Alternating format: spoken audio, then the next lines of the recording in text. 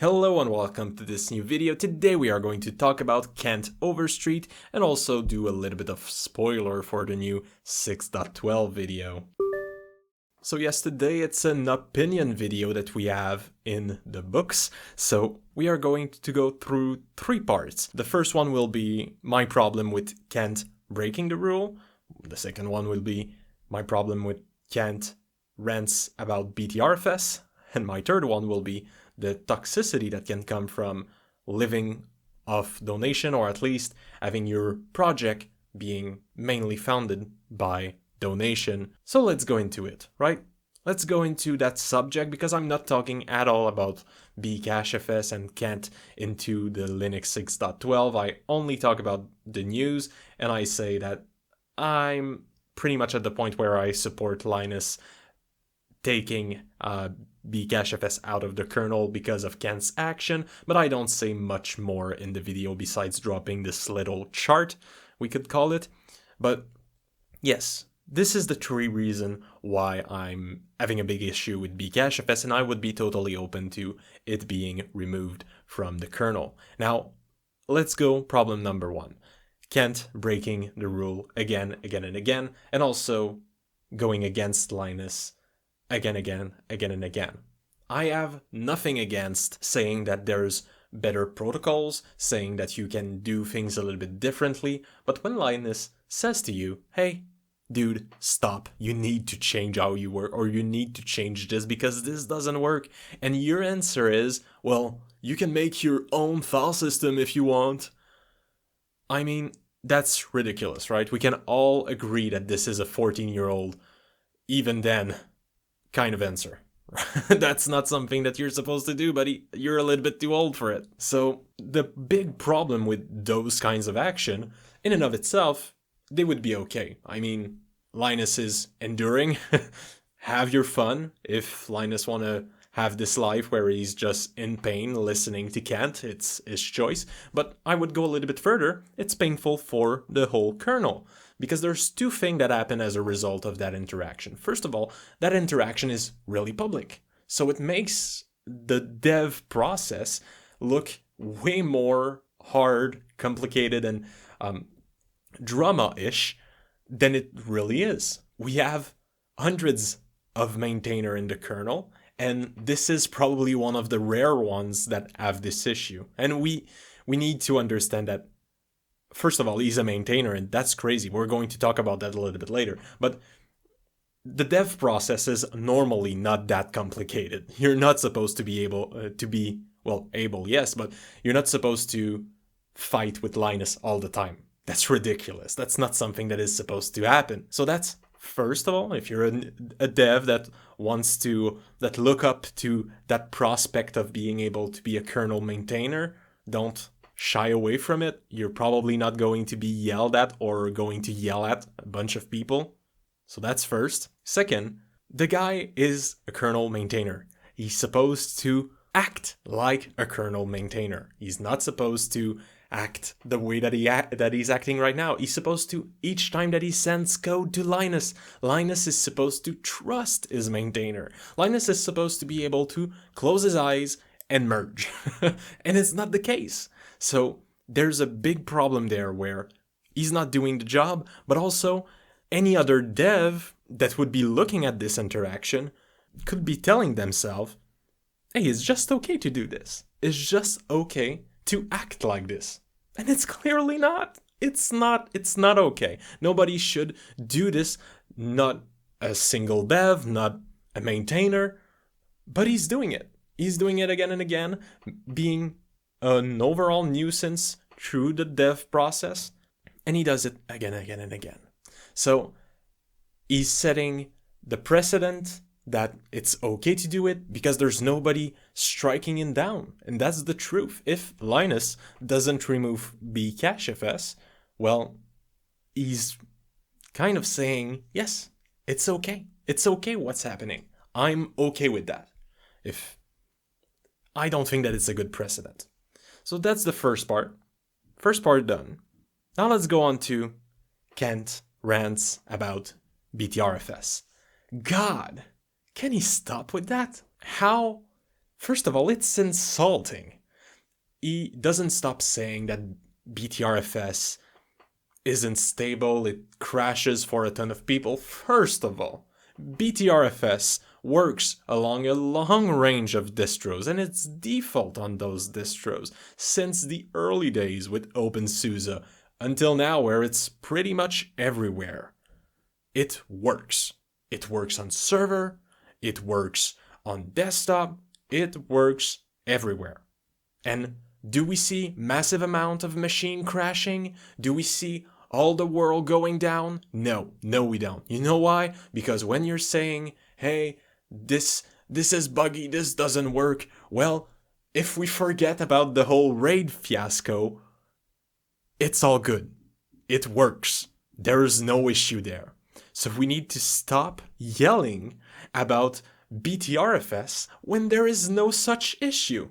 I find it insulting to the people who've tested Btrfs, to the people who've made Btrfs, and to the whole community, which we've collectively accepted that Btrfs is good, is stable.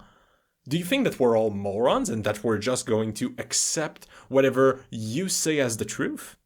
Well, no, clearly not. Hello, Btrfs is so good that it is default in a wide range of distros. So please, stop.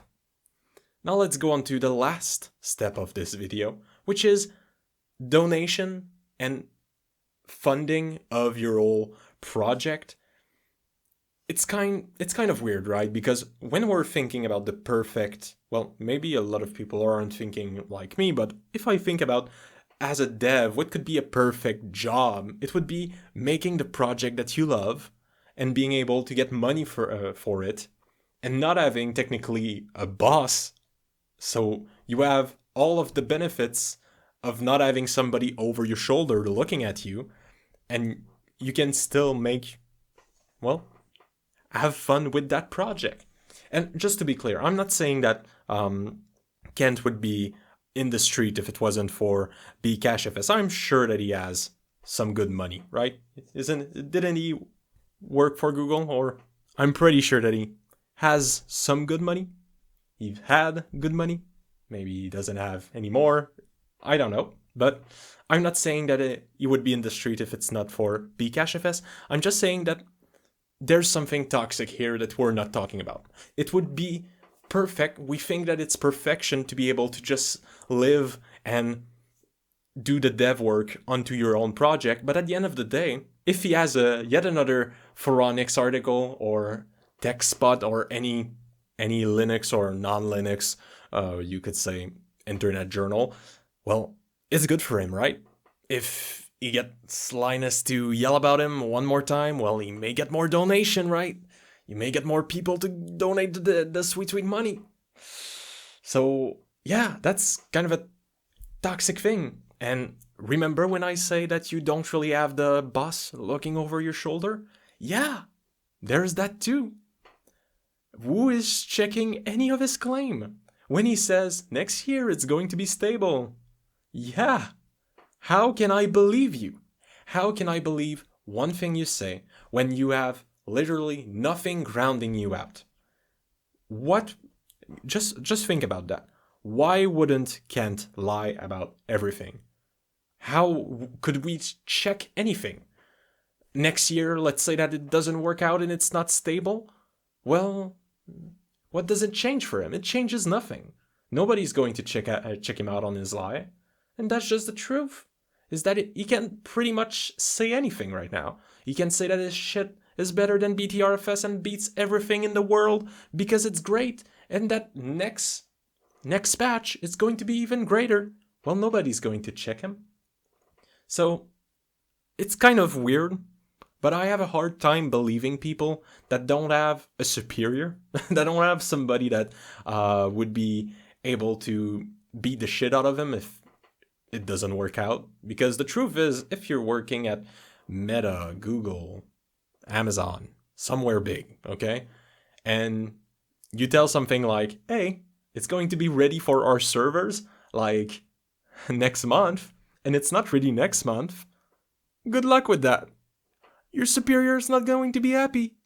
So there's kind of the problem here that he's not grounded. He doesn't have the same capacity to be grounded. So we need to think about that. We need to think about that every time that he speaks, every time that he rants about Btrfs, every time that he says that one thing is superior about his file system. We need to wait until it is corroborated.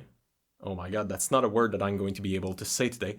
We need to wait until somebody else that we trust says it. Somebody like the guy from Phoronix. Somebody like whoever, YouTuber, if you have some YouTuber that likes to do testing or whoever, you need to wait until those guys checks it and not just repeat it for it to be trusted.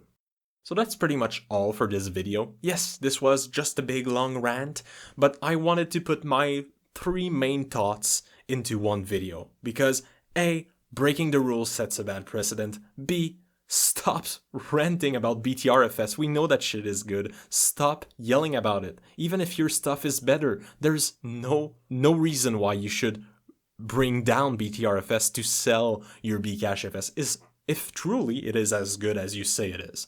And 3, there's something bad about being financed by a project like BcacheFS. I'm not saying that BcacheFS is bad. I'm just saying that the financing model can be a little bit toxic when you don't have literally a superior or a boss right over you kind of checking you out, being able to say, hey, you're saying publicly this is going to be stable. When are we going to be able to put it on our servers? When are we going to be able to do this that you promised, this that you promised? Right now, we don't have that feedback. We don't have that second person that is able to check him in reality. We only have people that are looking in the corner and that are saying, well, we probably will get what we want. Probably. So, yeah. That's all for today. I hope you kind of enjoyed. It was only a rant. For those that are there only to hear about Linux 6.12, I'm so sorry for your poor ears and souls. You've heard me rant for the last 13 minutes. I probably can give you a little bit of a something before going. So Linux 6.12 is insane. It's actually a really, really big release. You're going to see crazy thing, and just so you know, it's going to be total clickbait. There is a big 3,888.9% speed increase. It's it's not really that true. It's just in one function. It's funny. Story is at the end of the 6.12 video. Anyway, it's going to be a big video. It's supposed to be an LTS, so I'm really happy for that one. We've seen SCEDEX, we've seen real-time Linux. We've been waiting 20 years for real-time Linux. 20 years!